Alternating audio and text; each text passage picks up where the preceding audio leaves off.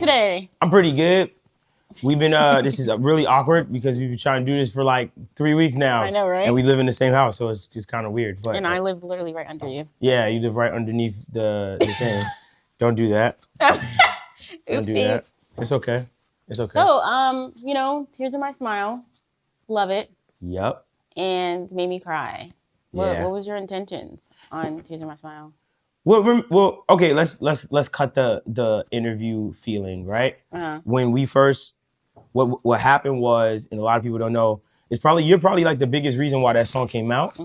Because remember, I was on live, I had just finished up, and then I came upstairs, and I was so nervous, like, because I was still trying to, like, I was in that limbo kind of place where, you know where I was, like, I was really down about music, and I was just like, I feeling like I didn't know my place, and kind of didn't I couldn't find my voice again, like, I was, like, struggling. So I came upstairs, and I remember saying, yo, bro, I did this song, and we all was crying on live and stuff. I was like, it was crazy. And then I remember playing it for you on the TV, because the live went up, and I showed you, and you started crying. I was bawling. And then I said, I'm gonna post this tomorrow. I'm just gonna because throw this up. Like, in that moment, I was sitting there and I was like, damn, like, that's life. Like, life be lifing. And I think that's where, even listening to it, I was like, one, I noticed it was different. It was different from anything that I've ever heard. Yeah. But then at the same time, I was like, damn, like, he chatting. Not like chatting, but he was talking. Yeah. And I was like, it just felt wholesome, and it felt real warm. Yeah. Like, it was just a different vibe to it. Because usually, like, even when you're downstairs, I watch your lives, like, here on a Blue Moon and stuff. But that one, I just happened to, like, not watch it. And I was like, oh, like, no, I won't watch it today. And then the fact that you came upstairs. Yeah. And you, like, played it. And I was like, he was like, Maya, just listen. And I'm like, okay. And I was just like. And I was, like, so taken aback by that. And that's, I'm going to be honest, I never, like, I've gotten reactions from people before, like, with songs and stuff like that have been touching, like, Take Me Serious or I'm Sorry, Dad. Like, I've had certain records throughout my life where it's like, oh, that one, like, touched, but nothing like that one. What's weird, I'm noticing on social media, and this is so weird, I'm noticing a lot of moms, like single moms are posting it, and a lot of them are sending it to their children. Because I remember this one kid I knew, he was like, yo, bro, my mom sent me this. And I was like, Mom, I know him. And then when I look in the comments, I see kids saying, Mom, you my, like, it caught a weird, like, spot in the algorithm. Like. I wonder, is it because, like, of, obviously, like, kind of like the idea of what you were talking about, like, lately I've been feeling like this way too much for me. And I feel like, especially my generation, like Gen Z. Yes. Like, people talk about it all the time, like, people coddle us and whatever the case may be, which, yes, could be very true. There's some truth to that. Yeah, there's definitely truth to, like, the coddling part for us. But I feel like also, like, I wouldn't say we have it bad, but I feel like there's so much we can do that we can never find what to do. That's a great point. To go even deeper, you know what I was thinking about the other day? I was talking to Momo and I was like, yo, imagine going through high school with social media. And I never thought about that until, like, not too long ago, where I was like, yo, I couldn't imagine, because there was always rumors, right? Like, it's high school, literally the term. And in high school, there were certain rumors about certain girls, certain guys. And I thought to myself, yo, fam, could you imagine if there was social media where people are sending DMs and there's pictures, screenshots?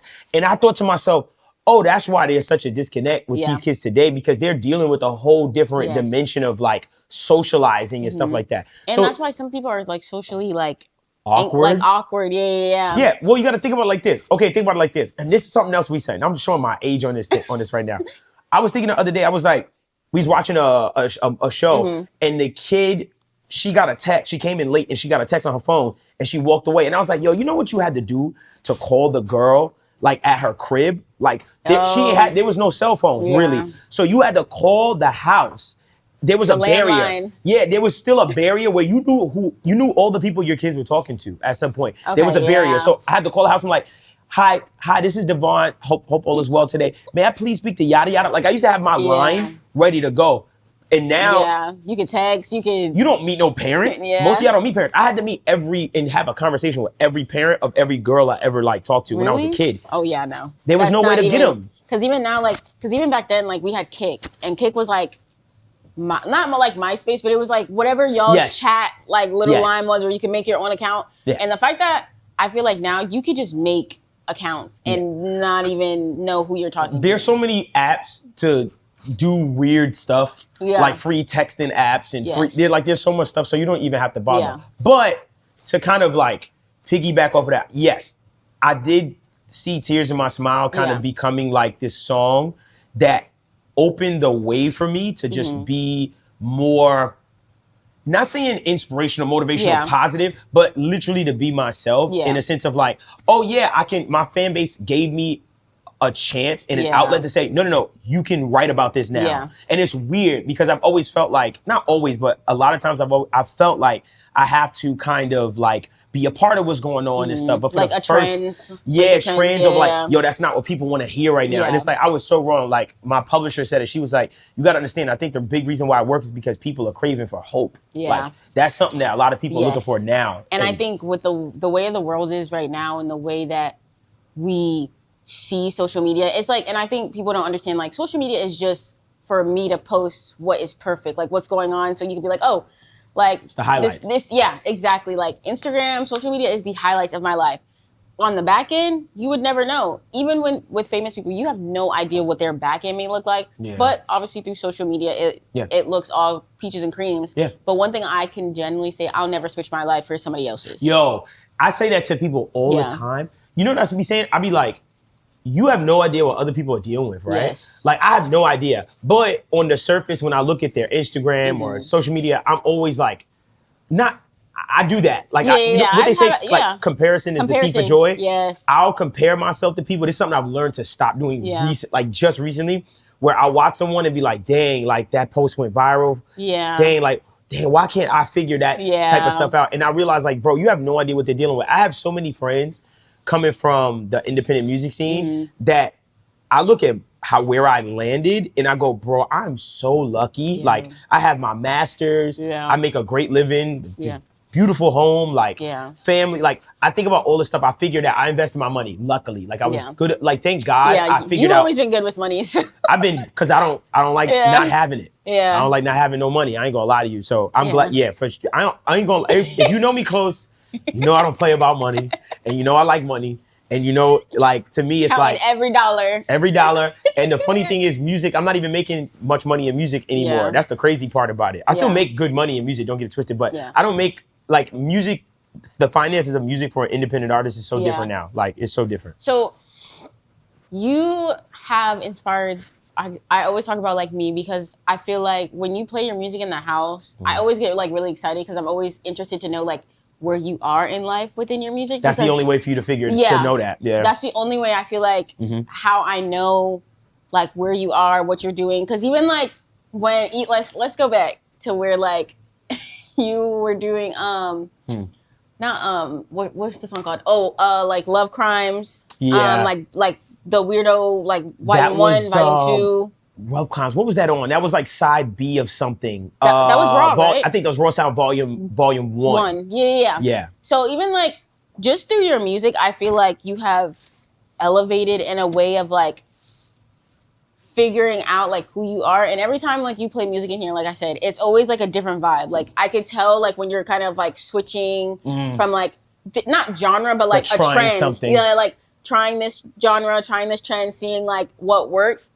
So, like, when I've always wondered, obviously with, like, audio nerds and stuff like that, what do you do on a scale of, like, music to know what works for you? Right. Like, what is gonna, not what's gonna, like, pop for everybody else, but like, music-wise, like, what makes you want to be like, I need to put that out? What I've done, what I've realized recently was I was making a huge mistake. Really? Yeah. So the big mistake I was making with just choosing what comes out was I had a certain focus group, whether this quote unquote focus group knew they were a focus group or not, where I'll play with y'all all the time. So I'll, like, be in the car and I'll play something really low, right? Or I'll be in the house and I'll play something out loud, even if it's on my phone. I'll just to see if I get any reaction from y'all. Even if I even pay attention to when y'all tap y'all feet. like to something. Like I am paying. That's why I don't play music for like. Yeah, I never play music. You never play it that often unless we like come downstairs and we're like peeking through, right, or something. I don't like to play my music with people when I'm in front of them. It to me, because you know what it is. It's hard for me to enjoy it with you unless I've gotten past a certain barrier first. Yeah. So it's like when it's fresh and new and it's like, all right, no one's heard this. I have no feedback from this song. Like I've got no feedback. Even though I love it to death. Like I love my music to death, blah, blah, blah. But still at the same time, it's still scary to put your art out there. So I'll trick people. I'll play it little places, see if I get reactions. But then I have another side of the focus group where I'll send them songs. And when I'm really researching, back in the day, I would send them songs and be like, all right, cool. What songs do you like from this pack? I send them 3 songs at a time out of like 50. Yeah. So I'd send them 3 and I'd be like, you finished that pack? Cool, because I don't want to send you a plethora of songs that's 50 songs. That's how I do albums. So let me just say how I do albums. How I used to. I make 50 songs minimum for an album. 50 songs minimum for an album. I'd make 50 songs minimum for an album. Then I'll take the 50 songs and I'll choose what I like, right? That I feel like conceptually, like, okay, with these 50, I can have a dope concept here. Okay. So then I break the 50 songs or the 30 songs. I'll make 50, but break it down to 30. And I'll bust them into about packs of 4. Okay. So groups of 4 of that 30 records. 30 records. Okay. So it'll be, I'll call it pack 1, pack 2, pack 3, pack 4. Okay. And it'll be a SoundCloud playlist of each pack. So then I'll take the playlist. I got my like list of 12 people that I'll say, yo, do me a favor. Tell me what you like out of this pack. Yeah. And I send them that. So I'll send like the bet, like a good record I know is a whack record, and like a okay record, but I'm not sure in each pack. So I'll get feedback from each pack, and I'm like, yo, you done with that pack? And why I do it, like, are you done? Because I want to make sure that they're paying attention. So that's why I don't send like 30 records at once. So once I get to that pack, I'll start to look at the commonalities between what people are picking. So I'll be like, the girls are picking that one in this pack. He's picking this one. And then I'll put together my 12. And that's how we used to do it. What I've realized is I'm going to people that also may not be really fans. Yeah. And if I'm looking to reach new people, I can't keep going back to old people to keep giving me the idea of what to put out. So what I realized was going live gave me the ultimate feedback because these people are in the moment with me making the music, and then I get a chance to, in real time, see the reaction when I hit that note, and they like, oh my God, this is amazing. That's and it let me know. And when they're hitting me like weeks later, like, yo, that what you call a song? Like, oh, you remember that? Yeah. And that's why I feel like this is my best album for me, because the feedback is, I just know. Yeah. I'm like, this is what worked, and this is what stuck through. And I wrote a lot of songs for that. I probably wrote like more than 50 songs for this album. But these are the ones that stuck. Tears in My Smile started everything. Yeah. Because it gave me a direction. I was like, I can be positive. Yeah. That threw me off a lot. Yeah. I can generally say, like, because even now, like, shout out to Toby, because me and her had a conversation in the car, and I was like, she was like, at this point, like,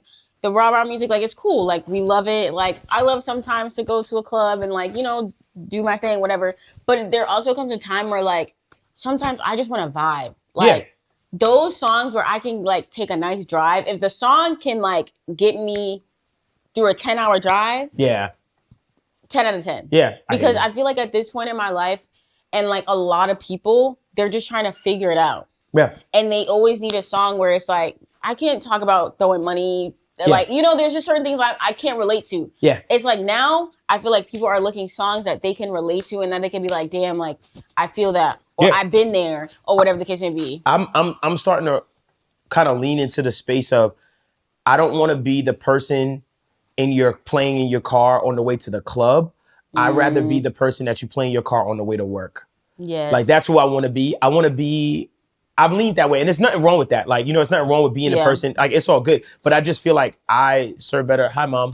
I serve, I think I serve a better place with my voice and where I'm at now in my life, with being the person that gets played on the way to work, on the way on the long drive. I'm not the guy that you're trying to escape with. I want to be there with you. You know what I mean? So it's like, I feel like people, you know, the music we play on the way to the club, it's an escape, right? Yeah, it is. Because a lot of people listen to music that has nothing to really relate to them. It's just a feeling, which is great. Like, we need that. Like, I love that escape. But I think that I've prefer now in my career to be the musician or to be the artist that just connects with you on an internal level of what you're dealing with, just on the everyday kind of stuff. No, because it helps. And I feel like one thing I have learned even listening to music has a way of affecting your day. Yeah. Like, depending on what you're listening to, like, you could be listening to a song that, like, talks about something that makes you angry. Like songs and music really can kind of sway the way your day goes. Yeah.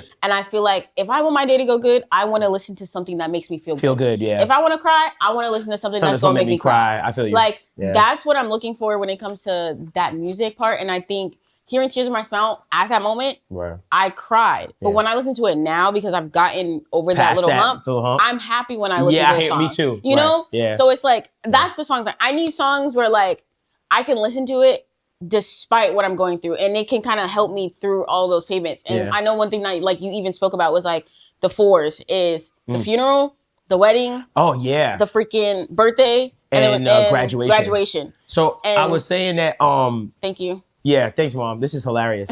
My mother's here. That's the things. Oh, she got it? Yeah. All right, cool. I felt like that was a big thing. Shout out to DJ Camper. I don't know if you've seen that episode we had with DJ Camper on Audio Nerds podcast. He said, and it was I ain't gonna lie, this was like so profound to me, and this is what kind of pushed me in this direction too. He said he was working with Kanye West, and Kanye was like, and sorry if I'm misquoting you, Camper, my apologies. He was like, Kanye told me, if you could play this melody or this song in the situation of a wedding, a funeral, a graduation, and a birthday, it's a hit. Yeah. And I said to myself, oh, wow. Yeah. I said, what if I just start to, like, think like that? Like, and start to kind of, like, this music, whatever I make next should be able to be played at all 4 of those things simultaneously. So Tears in My Smile, graduation. You know what I mean? It's going to be okay.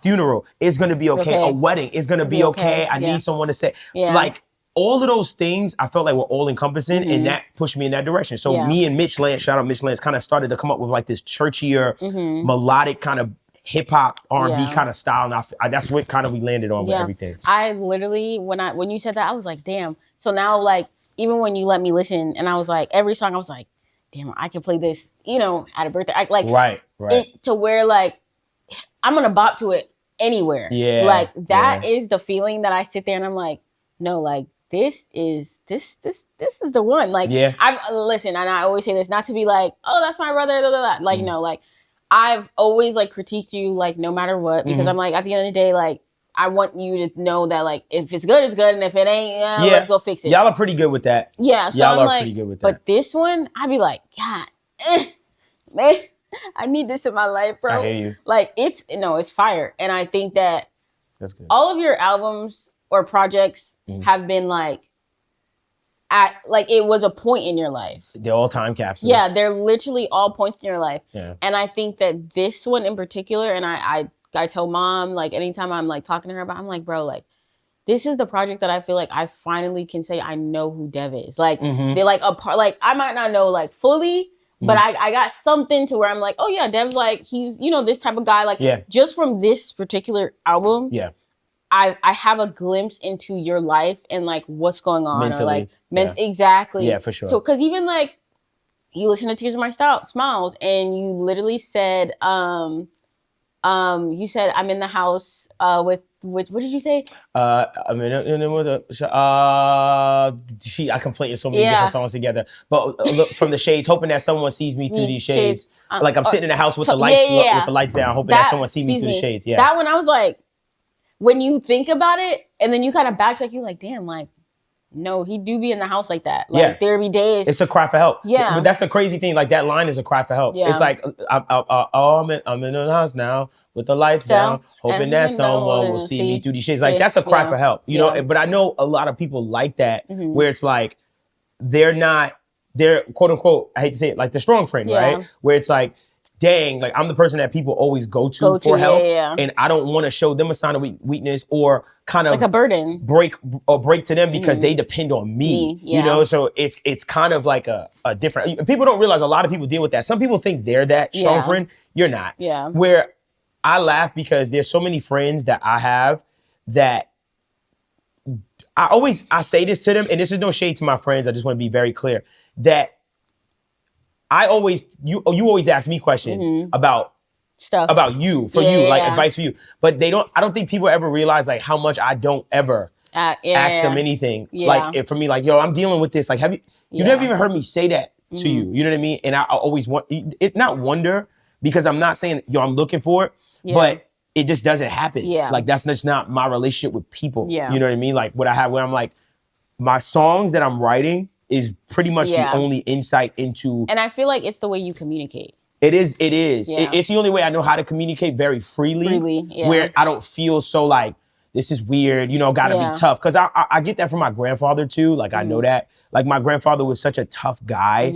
And I get that from him, like, as far as the emotions and being tough and stuff. But I'm also extremely emotional, which is the weird part about it. Like, I'm emotional when I'm emotional, you know? Like, when it comes to like music stuff, I get mad emotional. When it comes to like seeing my friends succeed, I get mad emotional, and it always freaks them out. Like, and then one time, Levens got like, when he was younger, he got like a big deal, his first like big thing, and I remember crying in front of him about it, and I saw the confusion on his face, and I in my head I was just like, you don't understand like how I work and how I operate. Like, when someone's genuinely there for you and genuinely cares about, damn, bro, I saw you like from zero to this.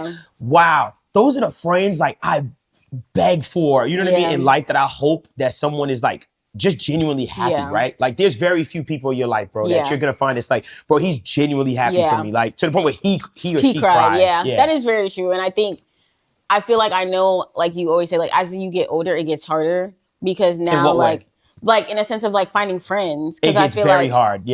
It's like you have friends that, you know, cool, but then everybody, as you get older, people start to separate, people start to have families, and like, you know, you kind of go your separate ways or things like that. And also, like, as you get older, you don't really want to go out that much either. So it's like, I mean, yeah, we could travel, like we could do that, but it's like, when it comes to going out and like meeting new people, it's just, I feel like it's a comfort level of like, no, like I'm good, because then that means I gotta like, it's kind of like dating. Like, it's like, what are you doing? What's your favorite color? It's like learning a new person all over again. And you're sitting there like, now I got to figure out, can I trust you? Can I not? But that's the hard part. But see, this is why I paramountly don't trust anyone. Like, I don't trust anyone. And it's not, once again, to all my friends, it's no shot to any of my friends, but it's just how I've been designed over time, right? From experience. Like, I don't call anyone my best friend. I don't call anyone, I don't know. I just, even with just to stay on the topic of like the best friend thing, I never call anyone my best friend. And the reason why is because every person I've called my best friend has betrayed me. Like, you know what I mean? At some point. So to me, it's just like, I'm not going to put titles on things anymore. People are in my life and I love them dearly, and that's it. Like, I just don't want to put titles on things, because I feel like when we put titles on things, it puts a certain amount of responsibility that I don't want, but I'm willing to give. You know what I mean? I'm willing to give, but at the same time, I just don't like that. When I drop No More Birthdays, No More Birthday Dinners, shout out to Cam and JV, like, that's how I feel. You know what I mean? Like, you knew that. What made me write that? The debacle we had behind closed doors. When I was trying to explain to y'all, we get mad personal. I was trying to explain to y'all about why I don't celebrate my birthday. And you see how that was top of mind with me, and it was a conversation, and then I went and wrote the song. See? Like, that's who I am. That's who I've become. That's what I've been designed to do. So it's just interesting even for me to see that, like, I'm writing about my life. Like, every song in my career has been a time capsule. Like, literally. I know the album. I know what year it was because of an album. I'll be like, oh, when you say Raw Sound Volume 1, I was like, oh, that got to be like 2019. Like, I know that year. I only know my years by album. Like, that's it. I live by the album. Like, I drop music every year. Like, so it's just, that's how I'm just live and die by the music, bro. I definitely think, like, even like you said, the debacle, I think that's when I realized, like, oh, like, no, the music is where I would have to understand who you are as a person. Like, me listening, and then even when I'm in my car and I'm like, okay, let me go back. Like, let me backtrack to, you know, when you went to like the raw sound and stuff like that. Let me backtrack and actually like listen. And like, just like some of the music, like, I'm not gonna lie, one of my favorite songs of all times that you have done was Y'all Hear Me Now.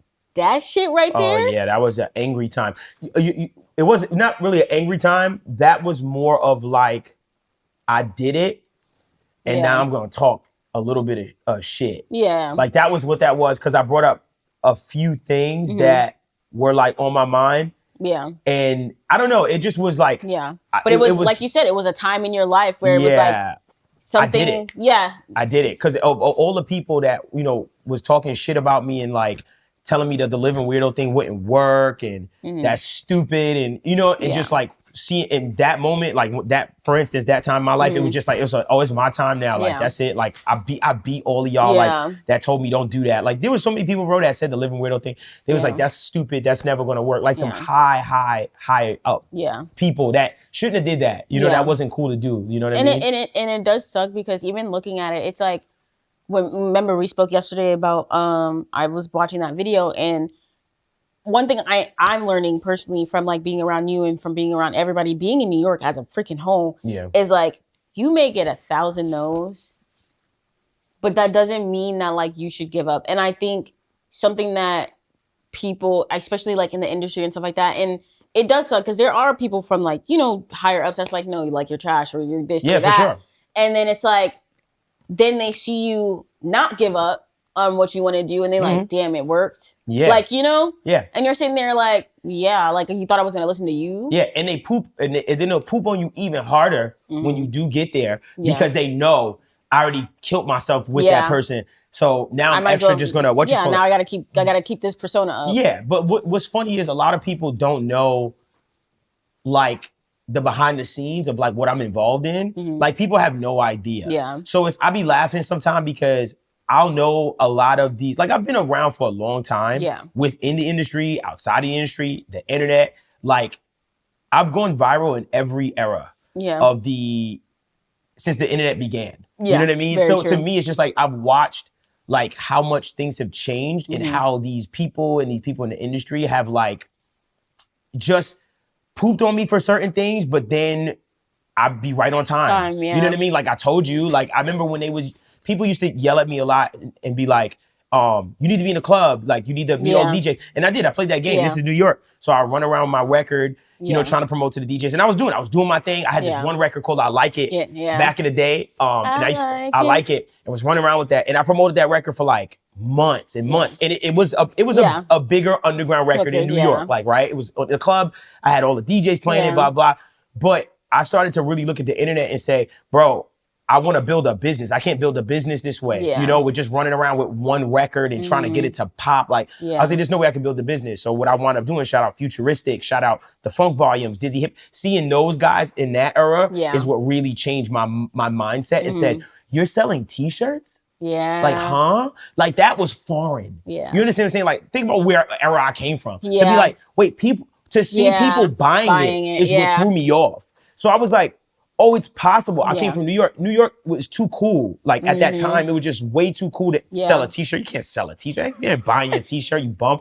But when I went to other places, I realized, bro, the world is so much bigger. But, you know, I think like one thing that I'm learning in a sense of just artistry and community is that community has to matter. If you're going to build a brand, if you're going to build a person, like, you have to have a community because it's not going to work. Yeah. Because if you sit there and you're like, oh, I see so many people that tell me things and they're like, oh, like I want to reach everybody.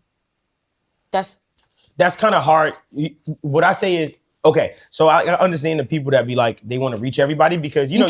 You can. Yeah. You reach everybody. I mean, see it like this, if everybody in America gives you $1, that's $330 million, right? Yeah. Okay, cool.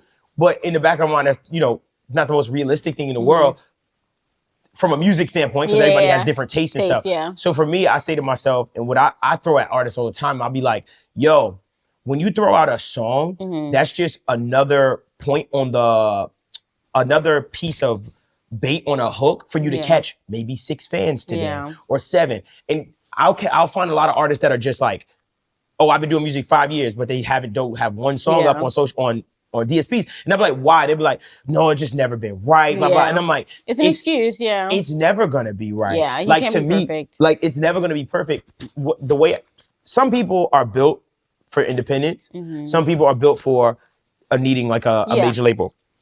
And there's nothing wrong with either one. I'm cool. I've been on both sides of the coin. I enjoy myself more or my life more when I'm independent. Yeah. Like for instance, tentatively, I think this may be my last album, right? Like I haven't said that much out loud. I have said it a few times here and there. Yeah. I don't think anyone's taking me serious on it, but I don't even think I take myself serious on it. But I think this is my last project for a very long time, maybe. Let me say that instead. Yeah. Because I just feel like where music is starting to head, I'm so unsure of the paths because there are so many different ways to get from A to B that I'm like, I think I want to back off of like just even to kind of see, where the dust. There's so many people getting fired and everything. So I just kind of see I want to see from an independent artist standpoint how the dust settles. I'm starting to do more of the subscription service with my artistry and stuff. Like just trying to find the new business model. You know what I mean for everything. Artists, yeah. Even how I'm posting. I figured out posting.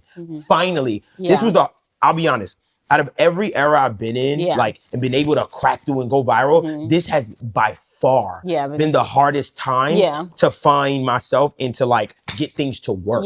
But now that I figured it out, I'm like, I got it. And now that I got it, I'm like, I'm about to pull back from everything and kind of just really let the ball spin by myself. And building my community. Like now I'm just all about just building my community. I think, because even obviously I've been like constantly like, oh my God, you need to do an album release party, like, because I know that's something I've been like pushing you on because I just feel like, one, you've never done one. Nope.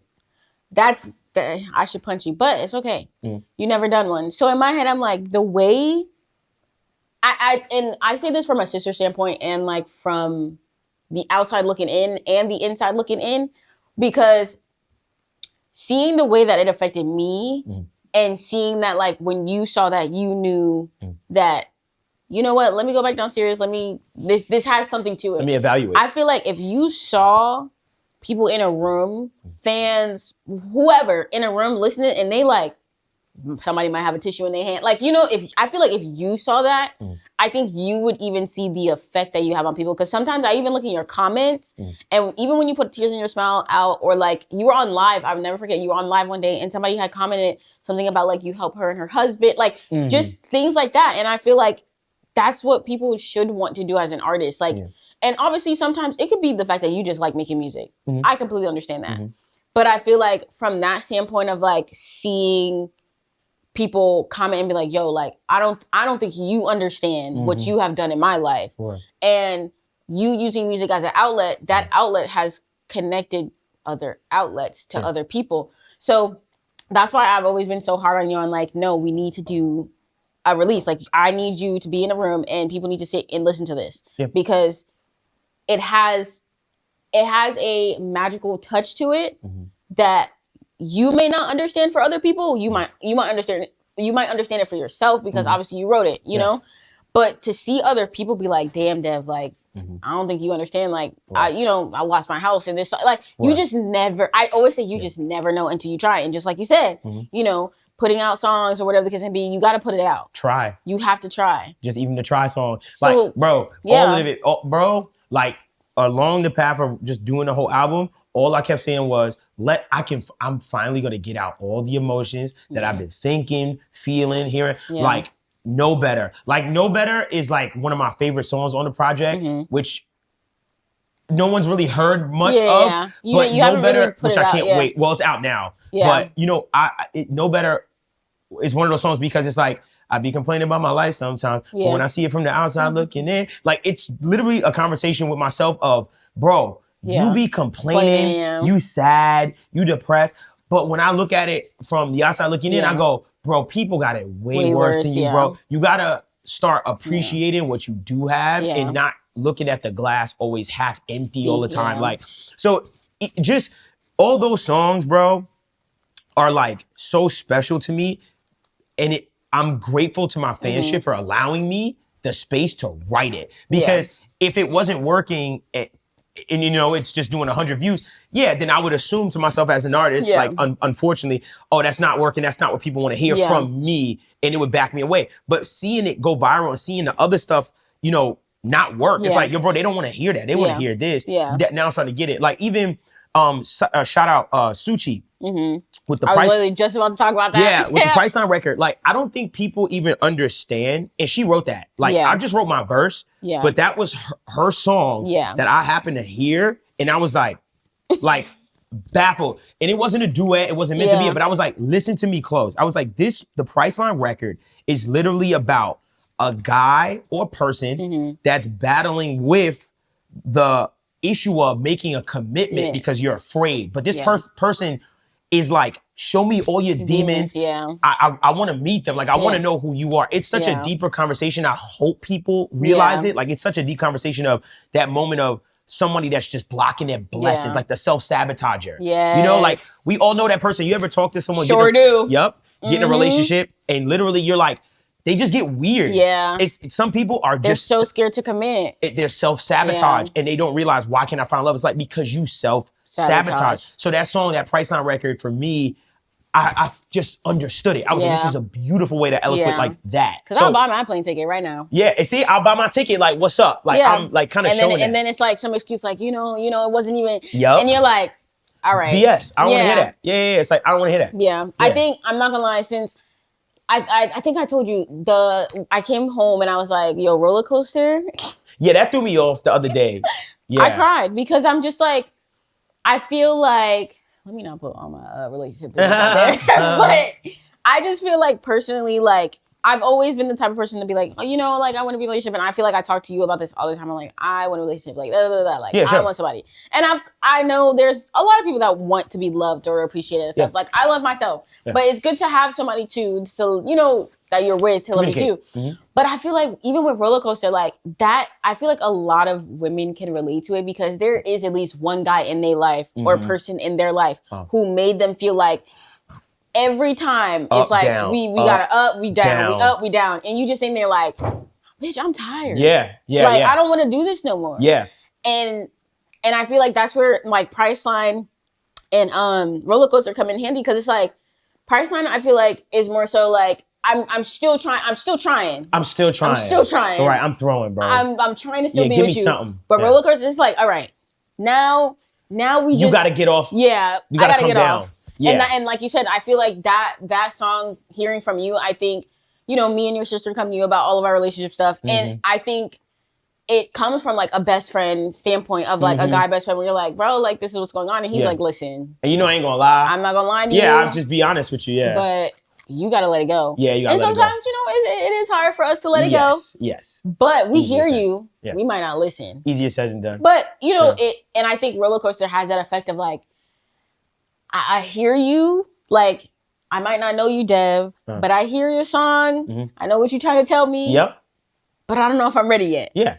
Coming down is easy until we chasing on that high again. It's just like coming, like that's the roller coaster, because it's so hard to build up, right? To get to the point of now I got feelings. Yeah. But what's easy, but is the hardest, is just to come down. Yeah. Because I can literally, it takes time to build a relationship with somebody, right? Constantly calling, communication, blah blah blah, buying gifts.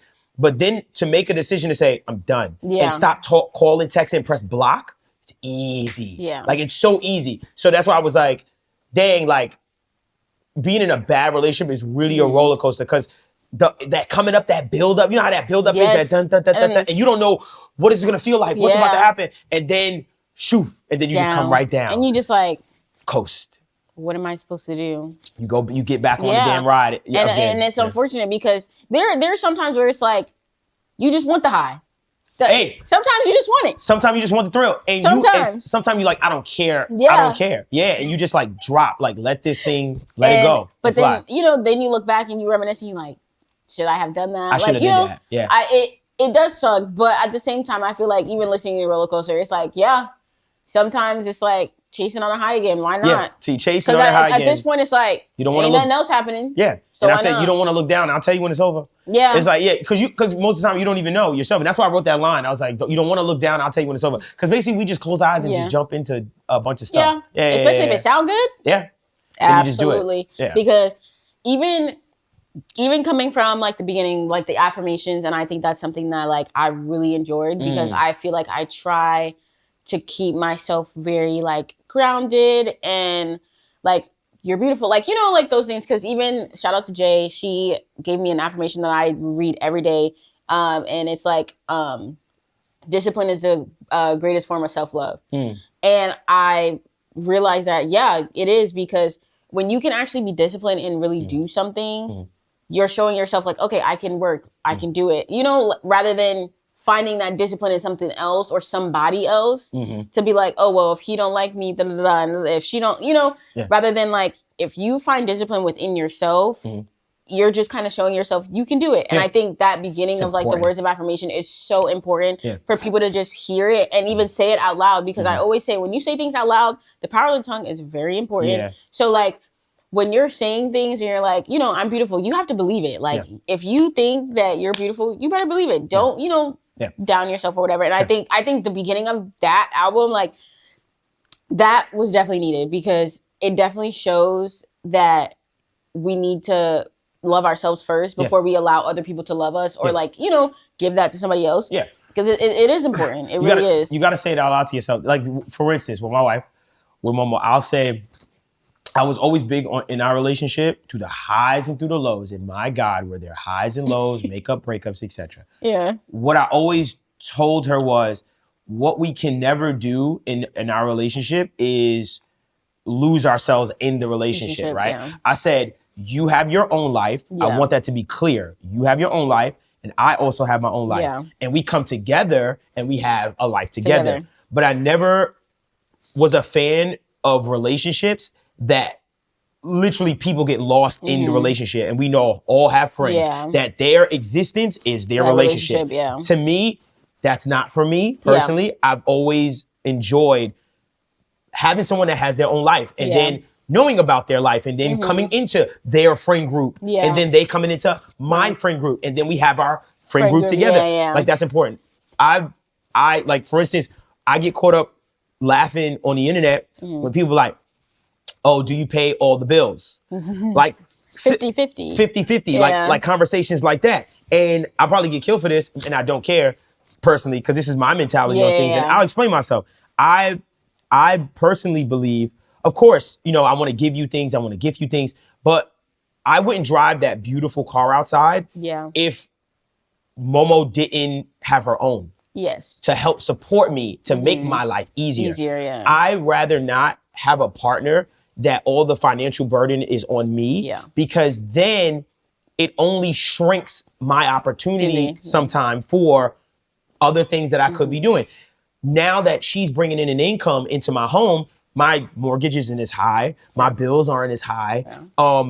My car, I can buy that nice car now, you know, and I'm not talking about extremely wealthy people. I'm talking about people like myself that make good money, right? Great money. But now I can afford certain things because I have a partner that's able to sustain her own life as well as give me things. You know what I mean? So I like a girl with money. When I wrote that song, I wasn't lying. Like, that was for real. I love a girl that can buy me a nice gift. I love that my wife takes me out sometimes. Like, I don't know what it is about certain guys that's like, I gotta pay for everything. That's cool, but I'll be honest with you, I really love a partner because that's what I actually want. I don't want if I wanted someone that, and I don't want to say control, but if I wanted someone to control, then I don't need you to have anything. I don't care about anything. I got this. Follow my lead. I don't want her to follow my lead. I want her to stand beside me, and I want a partner. And I think that's different. And I think when we talk about, and I think this is something a lot of people get caught up with too, is this idea of, oh, I want a relationship, but then you're not ready. You're not. Like, you're not ready because you might want a relationship. And I always say there is a difference between being with somebody and, oh, like when I hear somebody be like, oh, I have a partner. Fire. It sounds like, okay, it's way different than being like, oh yeah, like, you know, my wife, and I'm like, oh, you know, or husband, oh, what do they do? Oh, like, they're at home, which is not a bad thing. I know people who, like, that's what they want. They they want that. See, now if my wife is like, yo, I want to be a stay-at-home mom, etc. Okay, that's literally what she wants to put her whole life behind. Totally all for it. It's up to me to decide, okay, this is the kind of woman or partner that I want in my life that just wants to be the stay-at-home mom. That's fine. Knowing my partner though, and knowing how she operates and understanding her, in the back of my mind, I say, I know that if I put you in that position of, yo, I got this, I'll take care of it, you're gonna be miserable. Yeah. She's too social of a person for me to put her in a box like that. Yeah. And I feel like she will never reach her full potential if I do that. So I feel like I'm doing my partner a disservice. Everyone's different. Yeah. But me analyzing my partner, I said, hey, that's not, I don't think that's the life for you. You know, I think you're, not saying worth more, but I think you can do more than just that. Especially when you know your partner and you know, like, they're the good, the bad, the indifferent. Like, when you know your partner and you're like, I can tell, like, because Momo, like, does stuff even around the house where, you know, she does the garden, like, you know, she does certain things or whatever where, you know, she likes that independency, basically. Like, she doesn't, per se, want to be dependent, like, oh, Dev doesn't. Like, she's not that type of person. Right. Now, if Momo was that type of person, that's completely different. It's a different But it's story. like, when you know your partner and you know your partner would rather be independent rather than dependent. Yeah. I feel like that's what people need to do now. Learn who your partner is. Sit down and be like, who is this person? Yeah. And meet them somewhere. You know, obviously they're over there, you're over here, but meet them somewhere. Yeah. She could drive that nice car because I can provide. Yeah. We don't, obviously the way I believe to do it, right, is we broke our incomes down. This is wild. We broke our incomes down. I said, okay, if we look at our income as a pie, right, this is how much, you saw something?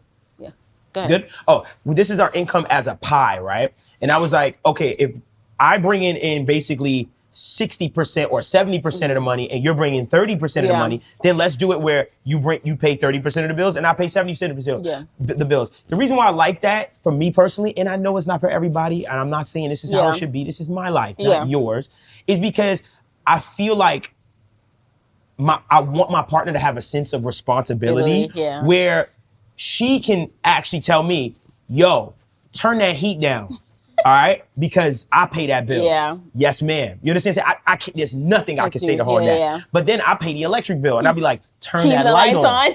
Okay? I don't care. I pay that bill. I think that's so healthy to have that kind of thing in a relationship because I can't play with you, and you can't play with me. Yep. I can never sit here and talk down to you or even assume like you got it because of me. You got it because of me. Yeah. No, I don't. I actually got my own. Stop playing with me. And it lets also as a man that has, not saying I'm famous, but has a little bit more, that is a little bit more popular than the average guy.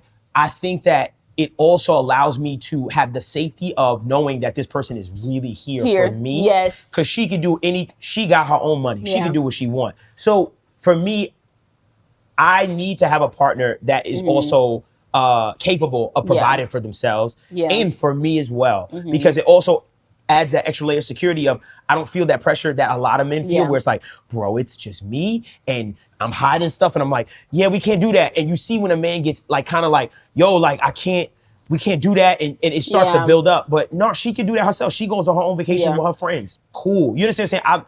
I enjoy the way the relationship is set up when two people both bring something to the table. That's a partnership to me, you know? So I definitely agree with that. Yeah. Hopefully one day. Yeah, that's why I say, ladies, you know, I think it's a crock of garbage. Crock of garbage. Listen, be careful. I think it's a crock of garbage when I hear some people say, and there is some truth to it, when people say men do not like women for their success. Yeah. Or if they have money, they like them just for their looks. I go, let me tell you something. If I meet a woman that is absolutely gorgeous, but has nothing like financially or just doesn't have herself together, sure, we go on a date. And I think that's the difference between men and women. I go on a date, I'm still attracted to you. Yeah, I'm not gonna lie. I'm trying to see what's up, right? But when it comes to being serious and committed, I'm not bringing you, you financially, you're terrible, especially a girl financially terrible. I'm not messing with you because I can't build nothing with you. Yeah. So I think for me, ladies, there are men out there that are very attracted to women that have their stuff together. Yeah. I think that's BS to me. I ain't gonna lie. That's just me. I like a girl with their stuff together and got a little bit of money. I like a girl with some money. I like a girl with a few dollars in her pocket. That's a fact and can do it herself. I love that. No, seriously, I think something for me is like being independent, and I think I get that from being around you, being around Momo, like my family. Is like, not to say like I don't want to ask for nothing. Like if I'm in a relationship, like cool, like you buy something, cool, whatever. But like, I don't want to have to feel like just because you bought me something, I have to buy you something. Yeah. And that's why I kind of don't celebrate my birthday either. That's another reason I don't celebrate my birthday and why I wrote that song. Because I don't like that. I don't like when people get mad at other people for not calling them on their birthday. Especially if we don't talk that often. They be like, you forgot my birthday. If we don't talk often, you ain't. It kind of makes me feel like, so. Yeah. I don't know. I just don't like the entitlement of the birthday. It's something about it that stinks to me. And to each his own. Celebrate your birthday. It's the day you were born. Like, it's just, for me, I just don't want people to feel entitled to have to tell me happy birthday. I can agree on that because I remember this girl, I was actually on the phone with a friend of mine and she was like, so her and some girl have like, their birthdays are literally like back to back. Like, but they don't really talk to each other, but they follow each other on Instagram. But her birthday comes first. So the girl always like texts her like, hey, happy birthday. And in the back of her head, she's like, I know I got to text her for her birthday because it's the day after. I can't not, you know? Oh, like, that feeling of having to text when you missed it and you're like, damn. And what do you say? Because writing happy belated is nasty. It just feels nasty. And I'll be like, happy belated birthday. And I'll be like, and they be like, thank you. I'm like, all right, cool. All right, I got out of that. Like, I hate that. You know what I mean? I hate that. I don't know. Something about that, I just try to avoid at all costs, you know, like, I don't know, man. It's just weird for me. So like, you know, once again, just coming back around to like, the project and stuff, like, this is what I want to write about, you know, like, that's exactly what I want to write about. That's why I wrote the No More Birthday Dinners, like, because it's real life. It's real life, man. It's what I'm really dealing with. And I like to write songs that touch on things that I feel like we aren't touching on. You know, like, remember that song we listened to in the car the other day? And I was like, I like her. Yeah. Because she wrote, she was like, a girl saying, he left you because you ain't hitting it right. Right, yeah. I was like, ooh. Like, it caught my attention because I was like, I never heard a girl really speak like that. Yeah. But it caught my attention. And I love songs like that. And those are the songs I feel like are genius. But I'm like, I never thought like that. Like, I got a song in the project called just like Jump or Don't Give Up on Me. Yeah. Which is ironic and weird because Don't Give Up on Me is literally not telling somebody else don't. It's just me telling myself that. Like, it's like this. I think there's so many clever ways to still write music and have fun with it, but also just be honest. And that's just like, and I feel like there's so many ways that people could do it. And I think with this whole idea of mainstream and, you know, you need to put something out that everybody's going to like, or people are going to like, at the end of the day, I always say, if people are really fans, they gonna rock with you. They gonna rock with you, bro. They gonna rock with you, bro. They gonna rock with you, That's bro. That's it. Yeah. And if you decide one day down the line, you go, you know what? I'm in a place where, you know, I'm a hoe. Cool. Like, then you write about you being a hoe. That's it. I'm pretty sure there is somebody that's going to bump it because they's in that place. Hoes are everywhere. They are there. Exactly. And that's okay. Like, if you want to talk about, like right now, this girl broke up with me and now I'm outside. Write about it. Yeah. Because I always say there is a song for everybody. Everybody, bro. There's an artist for like, there is something for everybody. Right. So trying to figure out like, oh, well, you know, mainstream, like, everybody got to listen. No. That's not how it works. What I was saying before was I say during the golden era, like 2016, 2017, and I've said this a few times already, so I know people like, I heard this before. I would drop an album and know that album is probably going to generate 150 grand for the year for me, right? One album is going to generate about 150 grand for the year. First week, of sales, I probably was going to get a check for after my first month of sales. Sorry, I knew I was probably going to get a check of like 20 grand first month. Like, boom, cool, 20 grand. And what that did for me from a financial standpoint was I was like, yo, if I decide to put an album in an EP, shit, you know what I mean? I'm doing like 200,000 a year, you know? Yeah. But as time progressed and streaming came into play, the independent artist money got 10th.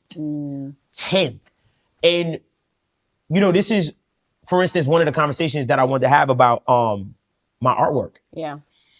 And I said to myself, what people don't realize is music got so much, music cheapened in value, right? Where I would pay $3,000, $4,000. I've been paying like $4 grand for some artwork one time.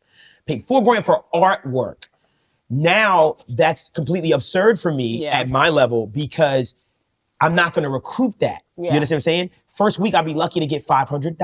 Yeah. You understand what I'm saying? So for me, as an independent artist, no one came in to save us. Yeah. You know, or no one came to say, yo, this is wrong. Or no one came to say, wow, we got to fix this. No one came to say anything. Yeah. So I find it and did it ironically, and I used pieces of AI to create my artwork because it allowed me to get the mega, super crazy high quality that I was getting before with now for a far superior price. And I do understand the fight and the woes with it. Totally understand. You're absolutely right. I'm also finding a lot of graphic artists that are murdering it with using the integration. Yeah. It's not going anywhere. So for me, I did that on purpose to create the conversation as well. Yeah. Because I know it's going to get brought up. Yeah. But just know it was totally on purpose. Yeah. And I think there's a deeper conversation there if anybody would want to have it with stuff like that. But even like the way the world is now, like I just feel like when we look, like you said, we look into the AI and people be like, oh, my job,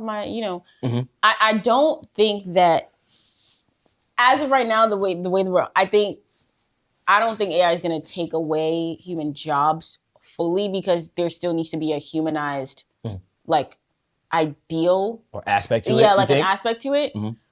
But when it comes to, because I mean, AI, can't take a photo. Like, you know, you're at a basketball game, like, you know, there's just certain things that can't be done. Okay. But I do think that it helps elevate people to do more and not to be like, oh, well, this is all this is it. Like, no, like now, it starts to say like, now you got to fight for your spot.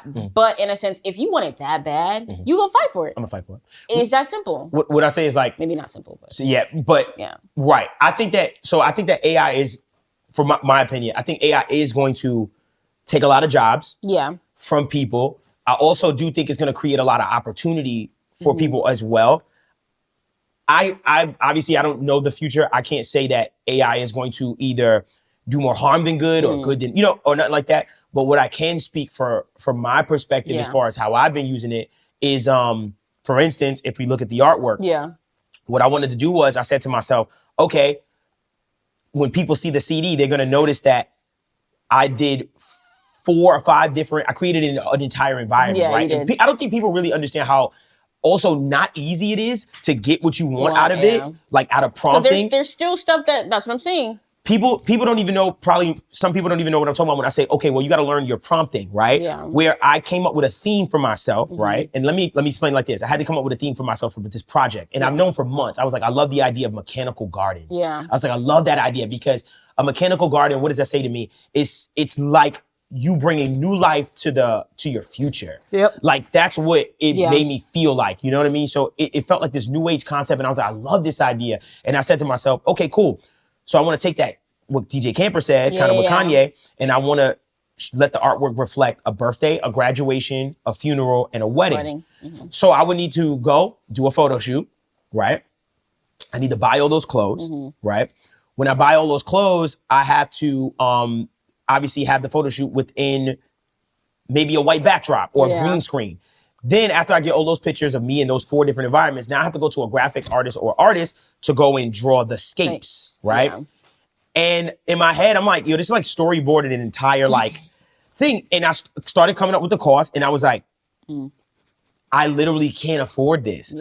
As far as what this project is going to make, I was like, I can't even deliver that to my fanship if I go this way. I was like, literally, I'm going to be super in a hole and it's going to hurt. Like it's going to hurt me as an artist. As opposed to back in the day, I'm making 20 grand first month. I can do that. I'll spend 7 grand on this artwork. So what I did was I said, all right, and worked so hard. No, I know people probably not going to believe me, worked so hard on the prompting, using several different AI tools. People don't even realize it's like I'm using several different things, really deep diving, really said to myself, this thing is here to stay. Yeah. How can I use this to my advantage to still give my fanship a high quality thing that is still from me? Yes. It's not like it's something I said, yo, make me a cool artwork. I didn't type, you know what I mean? That's not what I created. Yeah. And I was able to get a product that I was extremely happy with. Yeah. Granted, later on in the future, hopefully I can grow into, being able to, get that one thing. But for right now, as an independent artist, that when the streaming era came and no one came to help me, all I could do is what I could do, So I did this on purpose also as to create a conversation because I feel like the stigma around AI is only being understood from certain perspectives, especially people that are not seeing like, yo, bro, this saved me like a lot of money. No, that it has. I wanted this and I wasn't able to get it. Like the guy was quoting me crazy stuff for mechanical garden. And guess what? It might not have come out the way I wanted to. And I probably have to keep going back and iterating. And I'm okay with that. But at the same time, I just couldn't afford at that. The moment. But I got the high quality product. Like when I posted it, people was like, yo, this is fire. I was like, and to me, that's the point for me. For right now. I do understand the woes of the artist and people that are graphic artists, but what am I supposed to do? You know, if I can't afford you, is what I'm saying. The music is not valued. Exactly. The music isn't valued as much as it did when you first started.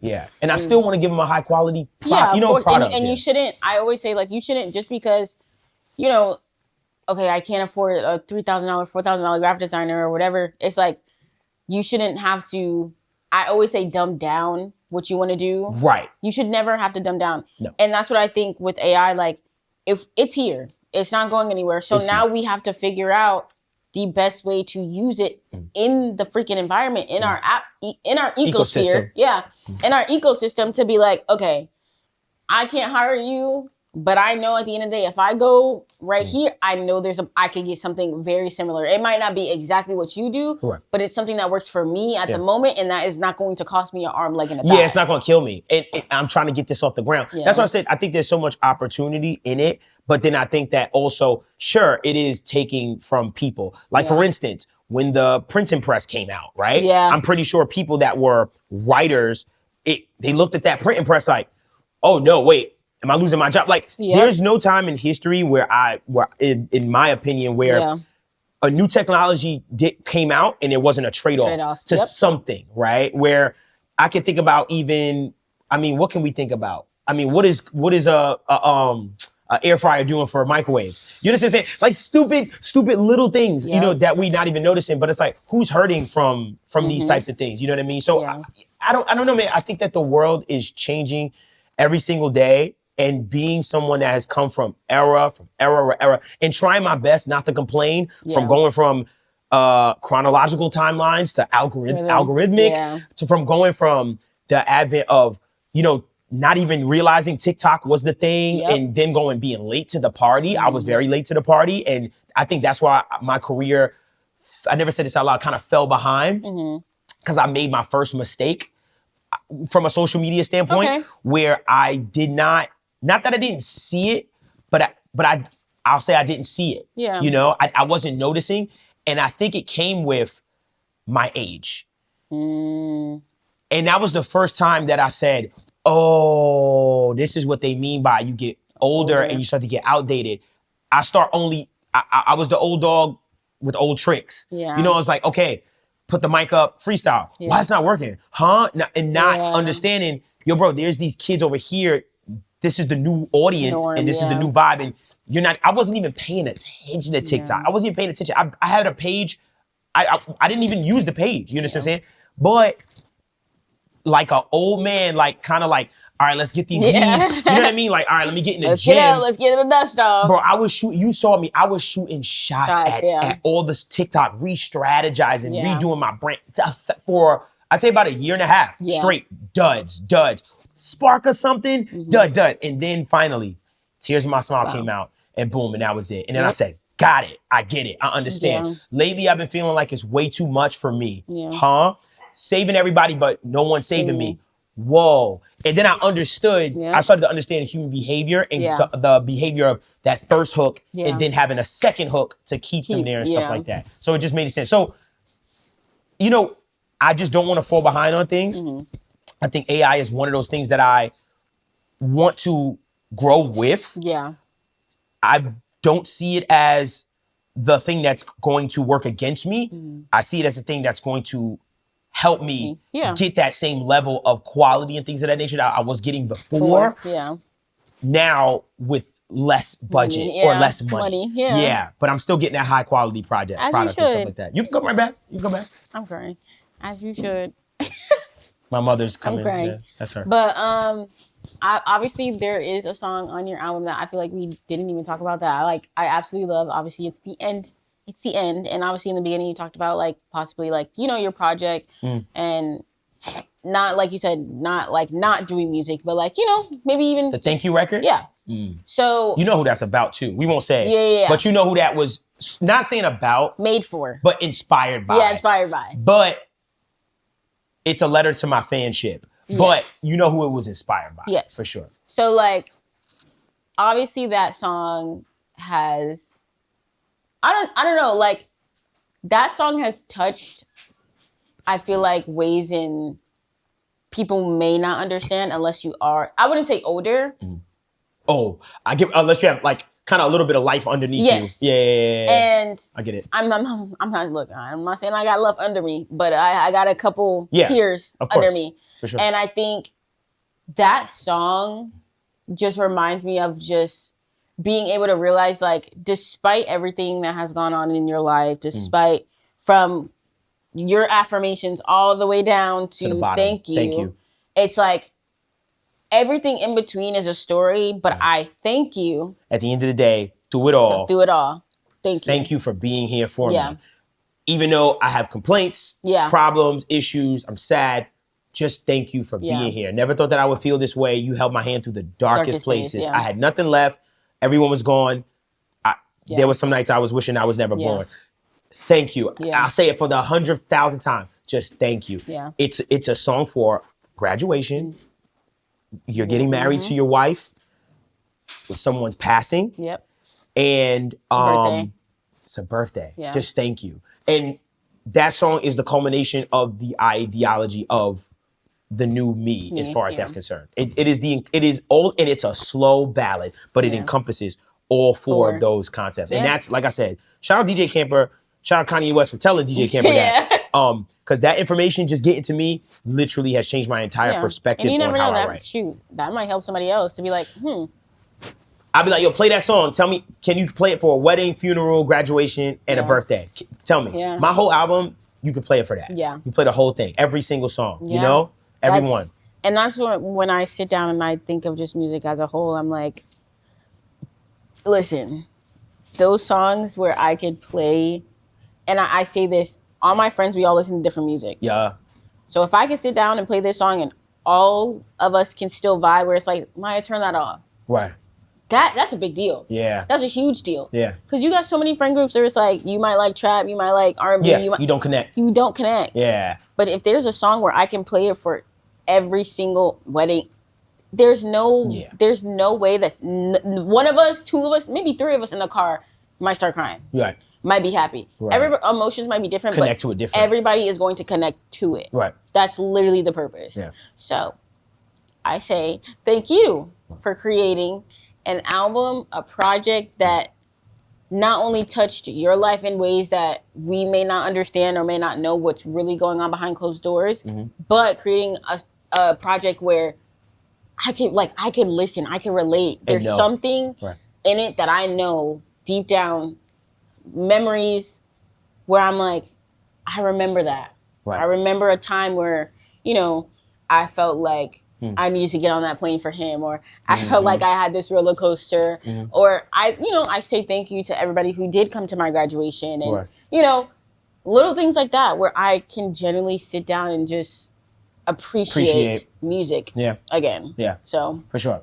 And I'm at that point. And kind of to wrap things up, I just want to say thank you to just the people that sat with me on that live every single week and just gave me confidence. Like, that's it. Because that's all, it made me realize it's all I needed.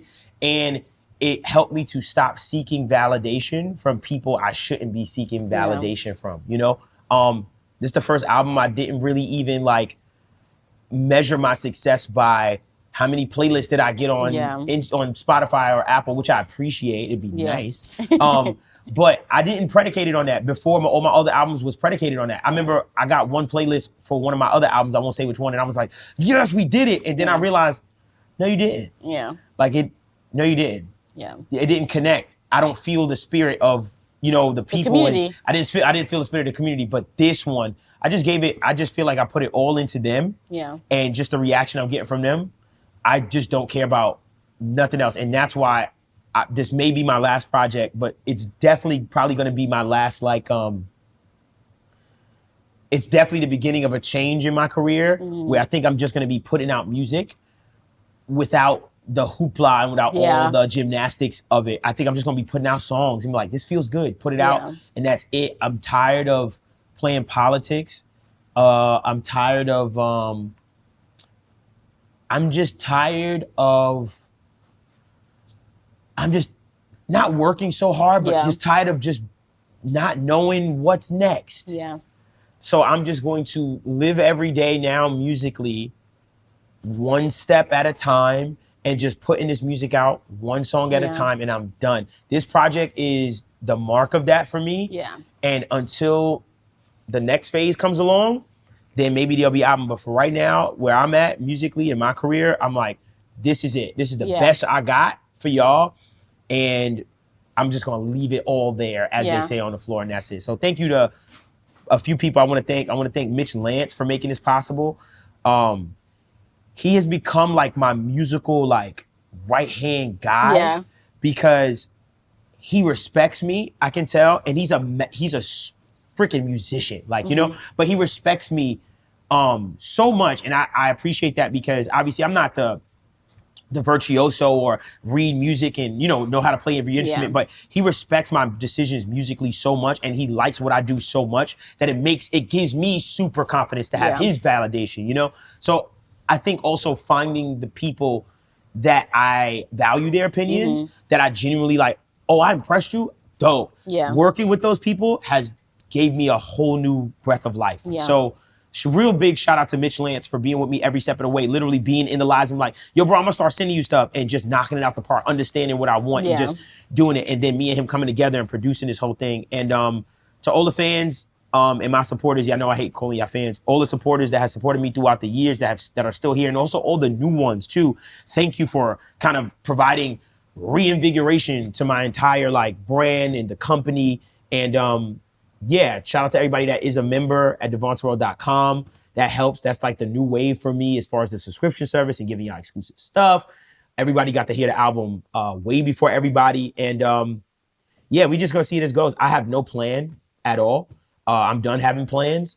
I kind of just want to exist and just do what I do and not overthink. And I just want to have fun again. And that's exactly, as soon as I switched to that mindset, tears in my smile came out. All of this stuff came out. As soon as I stopped playing politics, everything changed. So I'm just gonna get back to that and stick what works.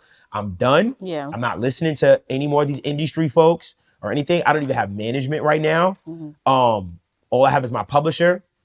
And this is my last project with my distro that I have right now too. Don't know if I'll be back or with them, but yeah, we're gonna see. I'm literally just taking each day as it comes, but I just know that this music, I'm just gonna keep putting it out, and that's it.